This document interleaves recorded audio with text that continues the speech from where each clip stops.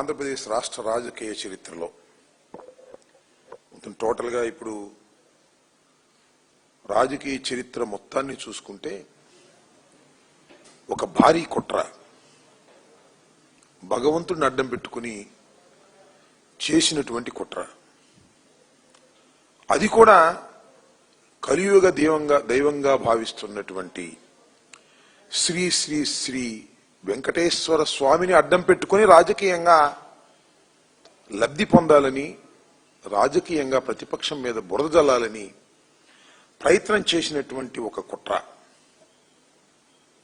అబద్ధాల పునాదుల మీద అసత్యాలన్నీ పోగు చేసి జగన్మోహన్ రెడ్డి గారి మీద, వైఎస్ఆర్ కాంగ్రెస్ పార్టీ మీద బురద జల్లాలని ప్రయత్నం చేసినటువంటి కుట్ర పటాపంచలైపోయింది. ప్రతిష్టాత్మకమైనటువంటి సంస్థలు, భారతదేశంలో కేంద్ర ప్రభుత్వం ఆధీనంలో నడుస్తున్నటువంటి ప్రతిష్టాత్మకమైన సంస్థలు ల్యాబ్ రిపోర్టు ద్వారా ఈ కుట్రలన్నీ కూడా భగ్నమైపోయాయి. నిజం బయటకు వచ్చింది.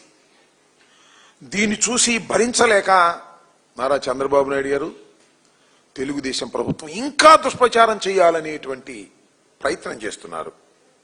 తన మీడియాను అడ్డం పెట్టుకొని, తనకున్నటువంటి ప్రభుత్వాన్ని అడ్డం పెట్టుకొని ఇంకా దీన్ని మసిబూసి మారేడికాయ చేసి ఇంకా దుష్ప్రచారం చేయాలనేటువంటి ఒక వ్యర్థ ప్రయత్నం చేస్తున్నారు. చంద్రబాబు నాయుడు గారు అధికారంలోకి వచ్చిన తర్వాత 2024 సెప్టెంబర్ 18న కూటమికి సంబంధించినటువంటి శాసనసభ్యుల సమావేశాన్ని ఏర్పాటు చేశాడు. ఆ సమావేశంలో కుట్రకు నాంది పలికాడు చంద్రబాబు నాయుడు గారు. ఆ రోజు ఏమన్నాడంటే చంద్రబాబు నాయుడు గారు, తిరుమల తిరుపతి దేవస్థానంలో లడ్డూ ప్రసాదంలో కల్తీ కలిసింది అన్నాడు. అందరూ తాగాడా? ఆగల. పంది కొవ్వు, పశువుల కొవ్వు కలిసింది, దాన్నే తయారు చేశారు, ప్రపంచంలో ఉన్న భక్తులు తినేశారు అనేటువంటి మాట మాట్లాడాడు. ఒక్కసారి దేశం ఉలిక్కిపడింది.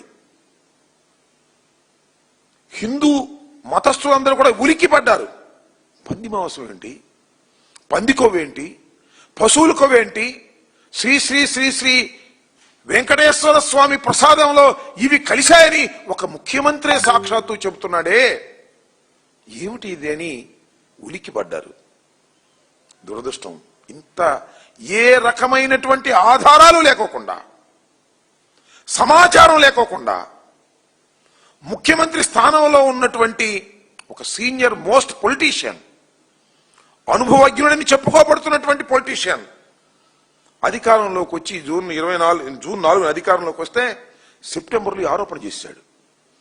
జగన్మోహన్ రెడ్డి గారి మీద, వైఎస్ఆర్ కాంగ్రెస్ పార్టీ మీద బురద జల్లేయాలనేటువంటి ఉద్దేశంతో చేశాడు.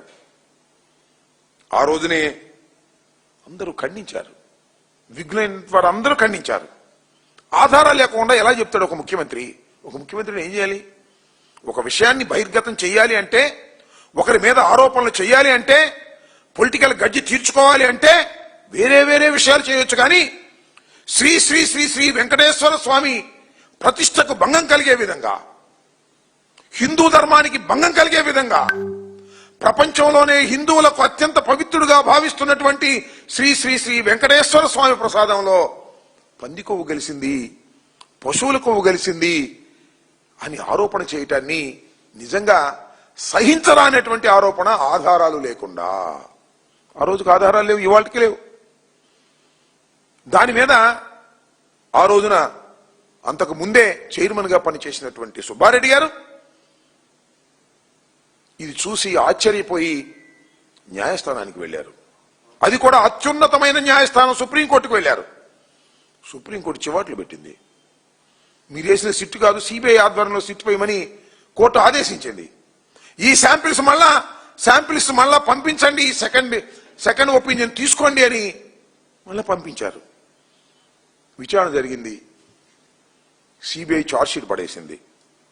చిత్రం, చంద్రబాబు నాయుడు గారు ఏదైతే ఆరోపణలు చేశారో, వైల్డ్ ఎలిగేషన్ చేశారో, వెంకటేశ్వర స్వామి లడ్డూ ప్రసాదంలో పంది కొవ్వు పశువుల కొవ్వు కలిసిందని బహిరంగంగా ఆరోపణ చేశారో ఇవాళ రిపోర్ట్ను జత చేస్తే దానిలో యానిమల్ ఫ్యాట్ లేదని చెప్పారు, దానిలో పంది కొవ్వు లేదని చెప్పారు. చిత్రం. అయినా కూడా ఇంకా ఒటారించే కార్యక్రమం, తనకున్నటువంటి మీడియా బలంతో, తన అధికారంలో ఉన్నాననే ఉద్దేశంతో తన పత్రికల్లో రాంచుకోవడం సంగతి దేవుడు ఎరుగు. ఎక్కడ కనపడితే అక్కడ ఫ్లెక్సీలు పెడుతున్నారు. జగన్మోహన్ రెడ్డి గారి బొమ్మ, కరుణాకర్ రెడ్డి గారి బొమ్మ, సుబ్బారెడ్డి గారి బొమ్మ పెట్టి మహాపాపులు అనేటువంటి ప్రచారం చేసేటటువంటి కార్యక్రమం చేస్తున్నారు. ఇది చాలా దురదృష్టకరమైనటువంటి పరిణామం అని కూడా ఈ సందర్భంగా నేను చెప్పదలుచుకున్నాను.